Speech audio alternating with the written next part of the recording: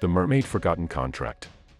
In a quaint village nestled along the banks of the Zambezi River, a young boy sat alone on the river's edge, the gentle ripples of the water reflecting the curiosity in his eyes.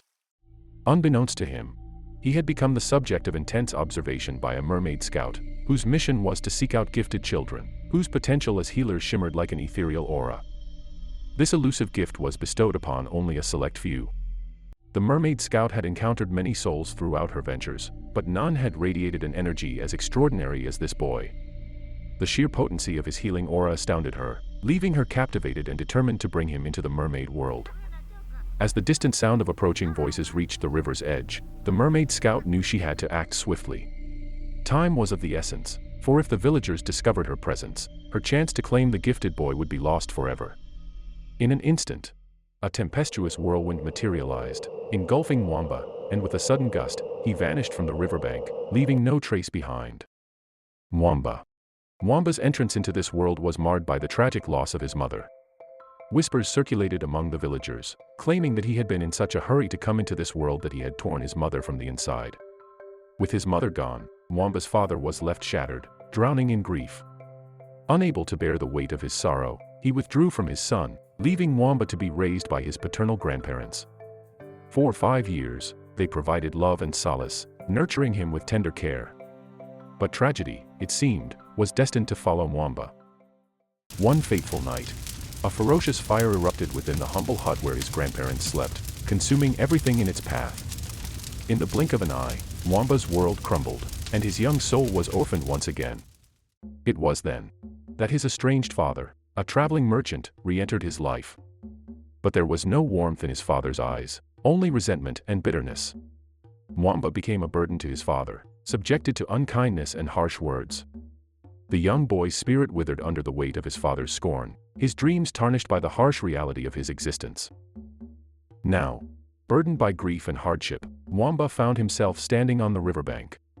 A decision formed in his heart like an unbreakable resolve. He would run away and forge his own path. He believed that no one would look for him, that he would disappear into the vastness of the world, unnoticed and forgotten. As tears welled up in Mwamba's eyes, he felt an inexplicable shift in the air. A gust of wind enveloped him, lifting him off his feet, and he found himself hurtling towards the cool embrace of the river. Panicking, he fought against the water, struggling to keep himself afloat. But to his astonishment, he realized that he could breathe underwater, as if the liquid had transformed into a gentle embrace. Confused and bewildered, Mwamba tried to make sense of this surreal experience. Then, the water around him shimmered, revealing the radiant form of the Mermaid Scout, the very one who had been watching him from afar. She smiled at him with compassion in her eyes, and in that moment, Mwamba felt an inexplicable peace fall over him. As Mwamba found himself submerged in the enchanting underwater world, the mermaid began to speak in an ancient language. To his astonishment, every word resonated within him, as if a forgotten knowledge had awakened. The mermaid sought to discern if he had loved ones on the surface, if anyone would shed tears for his disappearance. Aware of the legends, passed down through generations, Mwamba knew the consequence of his loved ones shedding tears. If his absence was mourned, the mermaid would take his very life and return it to those who wept. With a heavy heart, he confessed to the mermaid, "No one will look for me."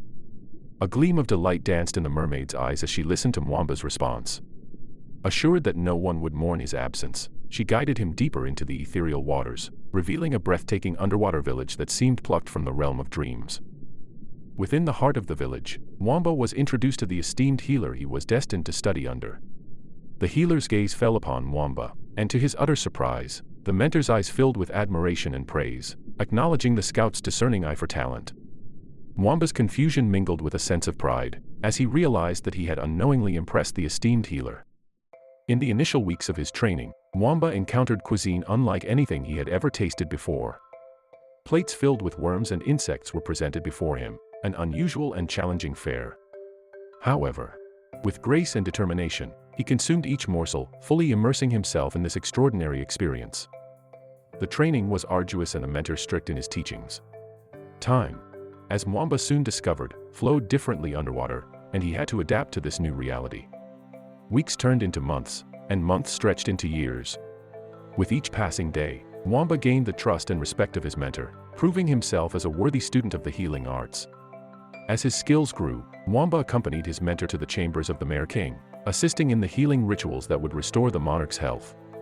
This honor stirred disgruntlement among the other mermaids training to be healers, as they questioned the purpose of the humans' presence in the king's chambers. Had the mentor forgotten the true purpose for the presence of humans in their realm? Memories of the past echoed within the hearts of the mermaids, reminding them of the ancient agreement that bound their two worlds together. Every 10 years, the village would willingly offer a boy or girl to the mermaid realm, a chosen one, tasked with learning the secrets of herbs and their healing properties. The human child, with their nimble legs, would venture into the forest under the cover of night, delicately plucking the medicinal treasures that would aid the mermaid world. It was a symbiotic cycle, a harmonious exchange that ensured both realms thrived. But as the tides of time swept over the land and water, the memory of the treaty gradually faded away. Now, the mermaids found themselves reduced to mere kidnappers. They harbored a deep resentment toward the tears shed by loved ones on the surface, for the anguish of their weeping tainted the waters, turning the water acidic until the stolen soul was returned.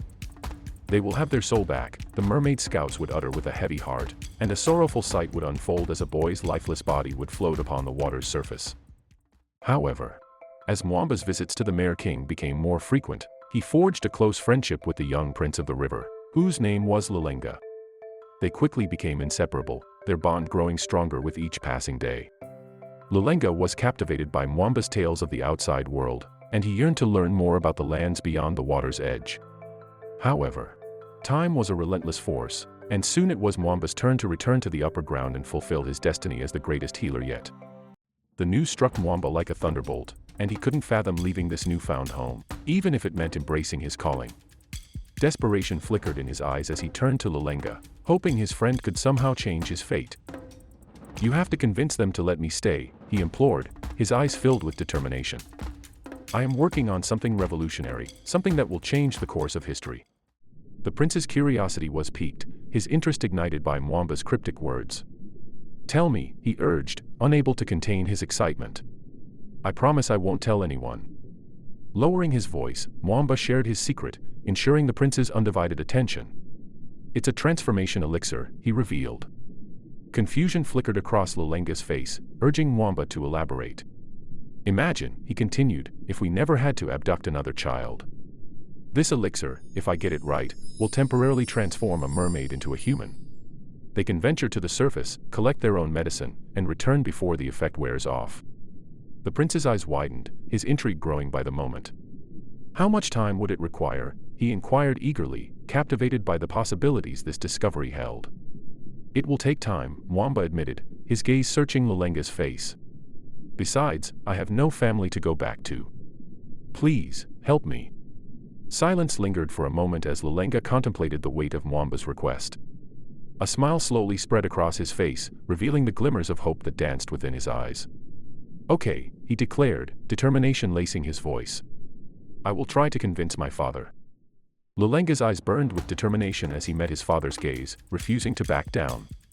"But father," he pleaded, "Mwamba belongs here. He's become like family to me, and his knowledge and skills are unparalleled. Please, reconsider." "Lulenga, you are stubborn," his father shouted, frustration evident in his voice. "Things work a certain way for a reason. Mwamba is a capable healer, and I'm sure the humans will be happy to have him back." The king's face softened as he looked upon his son, sensing the depth of Lulenga's earnestness. "If you insist, so be it," he sighed, acknowledging the passion in Lulenga's plea. "You will be the king soon," he said, his voice trembling with a hint of paternal pride and a loud cough interrupting his words. A wave of both joy and concern washed over Lulenga as he knew his father's health was ailing. Still, the news of his father's decision brought immense joy to Mwamba's heart. He would remain within the underwater realm as the personal physician to the prince, a position of great trust and honor. As the days passed, Mwamba immersed himself in his duties, tending to the health of the merfolk and working diligently on perfecting the transformation elixir. He had found his purpose, his heart bound to the river and the compassionate prince who had fought for his place in this world. "How many more times do I need to take this poison?" Lulenga grumbled, his voice tinged with frustration. "Last time, you almost turned me into a frog. Can't you make it taste sweeter, at least?" Mwamba stifled a laugh, fully aware of the trials and tribulations Lulenga had endured over the past few years. Whenever Mwamba believed he had made a breakthrough in perfecting the transformation elixir, he would call upon his friend for testing.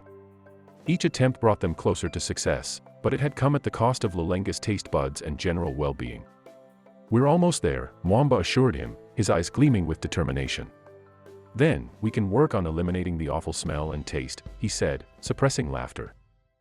As the weeks passed, and the weight of impending loss hung heavily over the underwater kingdom, Mwamba and his mentor had been working tirelessly, trying to find a solution to the king's ailment, but the sickness had proven relentless, consuming the once mighty ruler.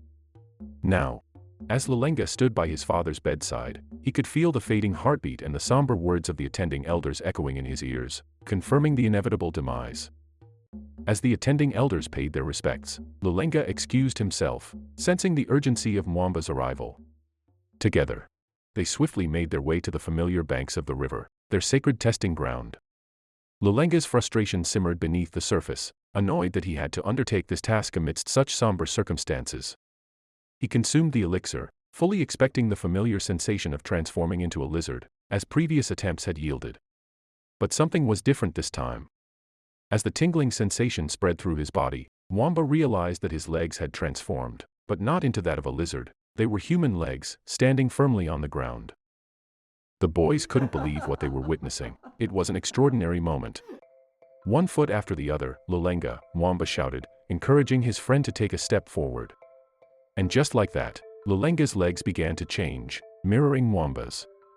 Lulenga's eyes widened with amazement as he walked on the riverbank. The sensation of the sand beneath his feet was strange yet exhilarating. Mwamba had delivered on his promise, and the breakthrough was extraordinary. But their happiness was short-lived. The sound of a deafening horn pierced the air, echoing through the night. It was the mournful announcement of the passing of the king. The piercing notes were soon joined by the heart-wrenching wails of the merfolk, mourning the loss of their revered leader. The world they had known was changing, and with it, they would be tasked with shaping the future. They stood by the river's edge, a boy turned traditional healer, and a merman turned human, burdened with grief, their destinies intertwined in ways they could not yet fathom. If you want to discover what happened to Mwamba in the later years, watch our story titled The Little Mermaid. Thank you for watching our story, The Mermaid Forgotten Contract, and we hope you enjoyed it. What lessons did you draw from this story? Share your thoughts with us in the comments below. Don't forget to subscribe and be part of the tribe. Thank you for watching The Tales of the Savannah. We will see you next time, in the Savannah.